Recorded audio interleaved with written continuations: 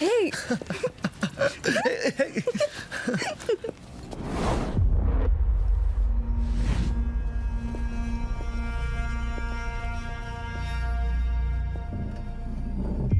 ఇక్కడ ఉండాల్సిన బాటిల్ ఇక్కడికి ఎలా వచ్చింది?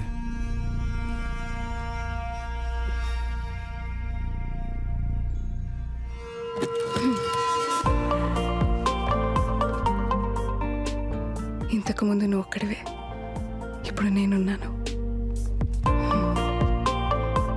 నేనే కదిపుంటాను.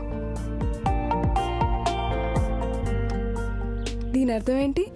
శుద్ధోసి, బుద్ధోసి, నిరంజనోసి. మనిషి పుట్టినప్పుడు చాలా స్వేచ్ఛగా, స్పృహతో, మచ్చ లేకుండా పుడతాడు. పోయేలోపు ఒక క్షణమైనా అలా బతకాలని గుర్తు చేసుకుంటూ ఉంటాను.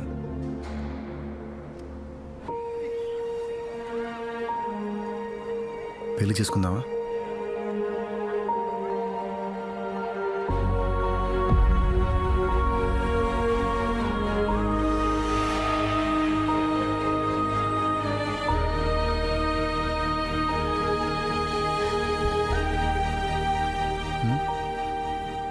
సంతోషంగా ఉన్నాను. I'm just happy.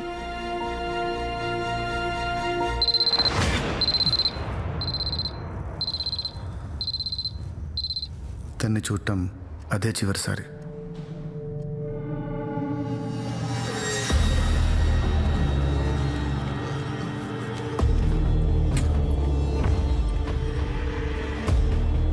బీబీ ఎవరు, ఎక్కడుంటాడు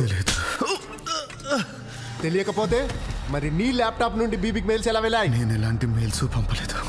నువ్వు పంపకపోతే ఇంకెవరు పంపారు? ఇన్ని క్రెడిట్ అండ్ డెబిట్ కార్డ్స్ ఎందుకున్నాయి? చిన్న వైట్ కాలర్ స్కామ్స్ చేస్తుంటాను, కానీ ఈ బాంబ్లెస్కి నాకు ఎలాంటి సంబంధం లేదు సార్. మెయిల్స్ పంపిన డేట్స్లో నేను యాత్రతో కేరళలో ఉన్నాను సార్. బీబీ ఎవర్రా? బీబీ ఎవడో నాకెవరూ తెలియదు సార్. యాత్ర నువ్వు సృష్టించిన కల్పితం అని కోర్టు ఎన్ఐఏ నిర్ధారించారు. తను నిజమని ఒక ఎవిడెన్స్ లేదు. నేనెందుకు నమ్మాలి? నిజం కాబట్టి. నువ్వు నమ్మితే నిర్దోషులని ప్రూవ్ అవుతాను కాబట్టి. నమ్మితే నిర్దోషం అవ్వవు. నువ్వు సృష్టించిన యాత్ర బతికొస్తే అవుతావు.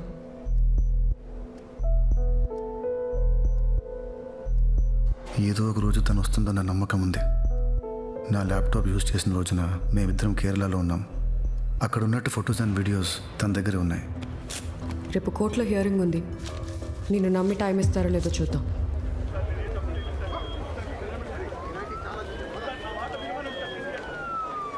జడ్జ్ గారు ప్రొసీడింగ్స్లో ఉన్నారు. ఒక 1 hour వెయిట్ చేయాలి. నీకు అసలు ఆడడమే రాదు. ఇదంతా బ్యాడ్ మూవ్ తెలుసా? ఇది పెట్టాల్సింది ఇది పెట్టావు. సర్లే ఆడు, చెక్ పెట్టి చూపిస్తా. సరేలే చూద్దాం, ఆడు. రే చిన్న, చెక్ పెడతావా? నీ ఒంటితో ఏనుగుని జంపు.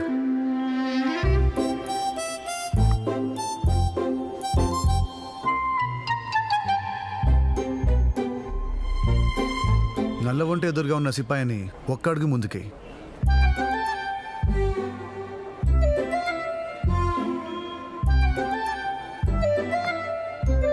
ఏనుగుని రాజు దగ్గర జరిపి చెక్ పెట్టు. Check mate.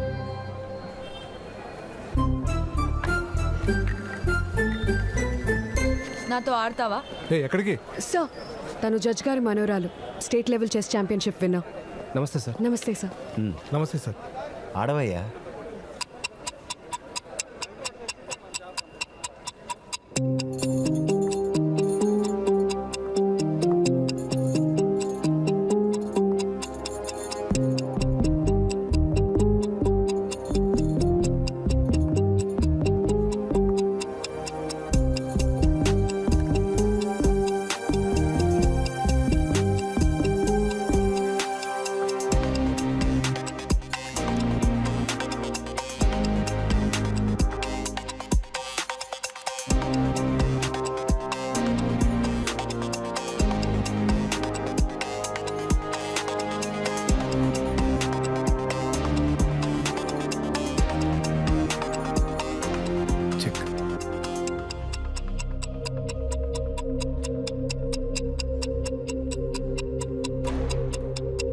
I resign. ఓడిపోయి ఉండొచ్చుగా. నేను నటించి ఓడిపోతే మీ అమ్మాయి గెలుపు నటించాల్సి వస్తుంది సార్. ఆదిత్య వస్తాను సార్. కమ్. ఆదిత్య యాత్రని కోర్టు ముందు ప్రవేశపెట్టడానికి 6 నెలలు గడువిచ్చారు. తను వస్తుందన్న నమ్మకంతో ఎదురు చూడటం తప్ప ఏమీ చేయలేను.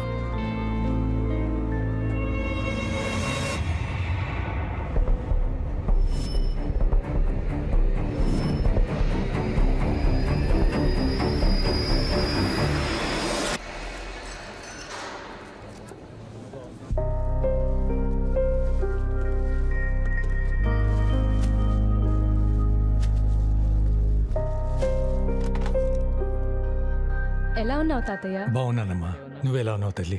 ఎగ్జామ్స్ ఉన్నాయి, కొంచెం టెన్షన్గా ఉంది. టెన్షనా? నీకా? నా మనవరాలు ఎప్పుడు ఫస్టే. నువ్వు అలానే అంటావు. మంచి పర్సంటేజ్ రాకపోతే అమ్మ పెళ్లి చేస్తానంటోంది. నీకు పెళ్ళా? ఇంకా చిన్నపిల్లవే కదమ్మా. 21 వచ్చాయి, ఇంకా పెళ్లి చేసుకోవా అంటుంది అమ్మ. 21 సంవత్సరాల హ్మ్. చూస్తూ చూస్తూ ఇంత పెద్దదానివైపోయావమ్మా. అవునరా ముసలోడా, పాకానుకొచ్చిన పండులా ఉంది చూస్తుంటేనే. అమ్మా ఇక నువ్వు వెళ్ళు, నీ అకౌంట్లోకి మనీ ట్రాన్స్ఫర్ చేస్తాను. ఓ మంచి ఫోన్ కొనుక్కో, సరేనా? సరే తాతయ్య.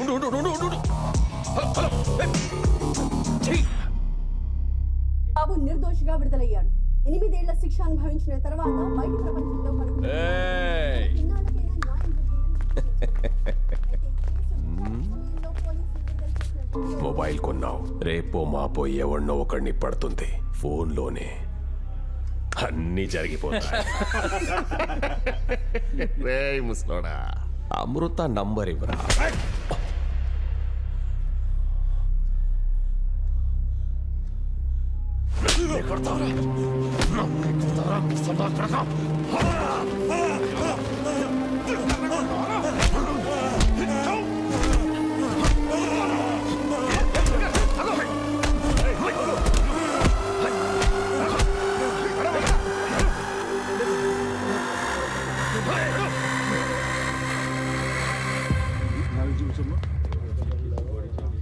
ఆదిత్య ఎలా ఉంది ఇప్పుడు?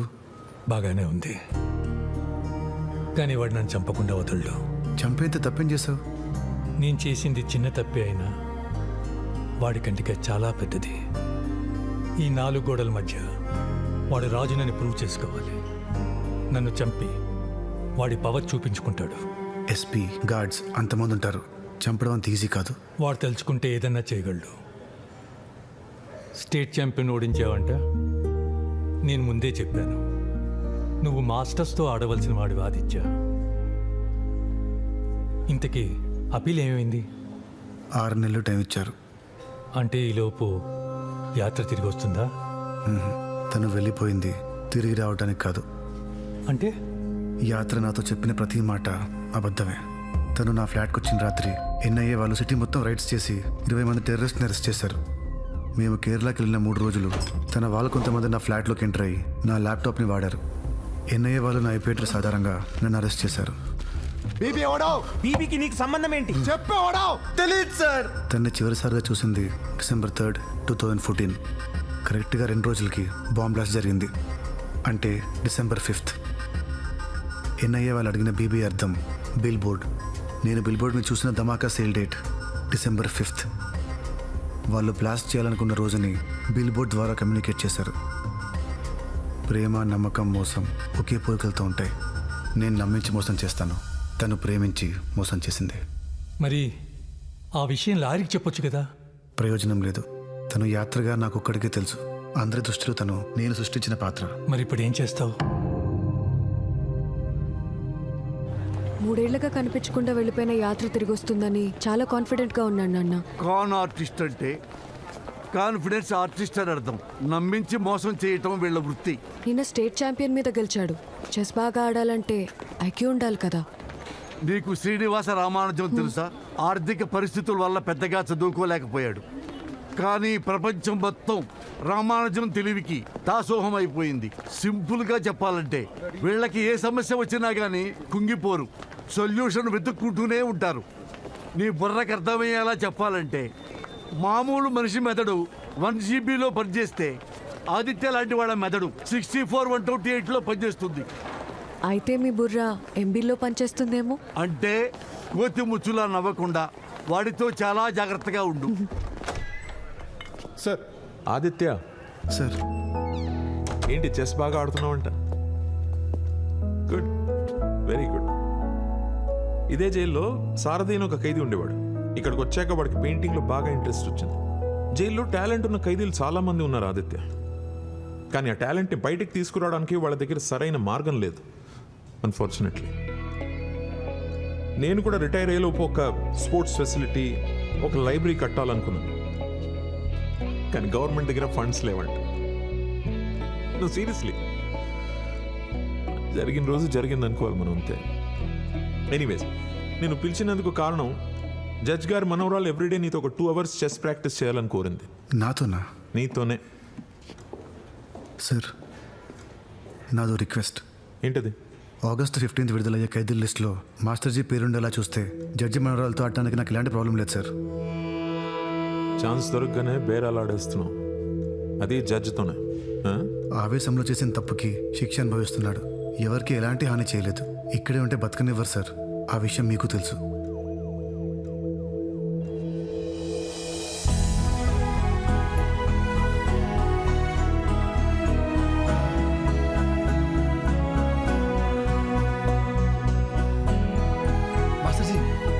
మాస్టర్జీ త్వరలో మీరు రిలీజ్ కాబోతున్నారు.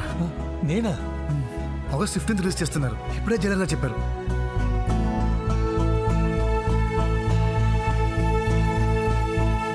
నా నెక్స్ట్ మూవ్ ఏంటో తెలుసా? గెస్ చేయి.